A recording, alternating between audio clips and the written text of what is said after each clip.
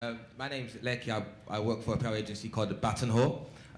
With so much, social media channels out there and apps and platforms, how does a brand choose which one is the most relevant social media app to use to reach their customer?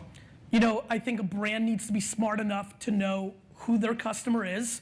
Oh, by the way, what I've come to learn is most of them don't, because they pay Bain or McKinsey or Cambridge Group or Boston Consulting a shitload of money for a small sample size of data, and they decide, oh, we're targeting this female. Meanwhile, you see the chatter and conversation, public free data showing you that your brand is not necessarily just to these people. Look at all these people.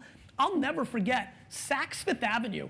I had an early meeting with them back in '09, and they didn't even want, it was that Cristal thing. They didn't want the customers that were talking. I'm like, but they're customers. Like, it's an insane thing to decide which customers you want, right? I get owning the brand, but that becomes, you can be put in a very tough spot if you don't realize it.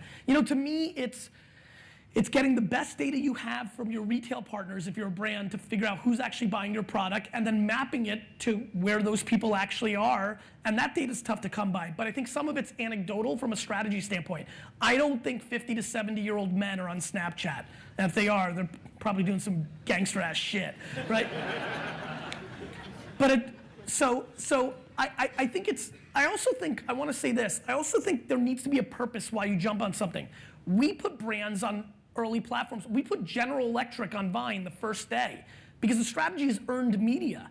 By GE getting earned media of being a first mover in that platform within the trade, they're attracting better talent. So it depends on what your KPI is. There's a lot of, at the highest levels, at the CEO level, at the real shit that matters level, there's more things than just selling the product on the shelf, right? There's the stock price, there's recruiting talent, there's biz dev, there's effect.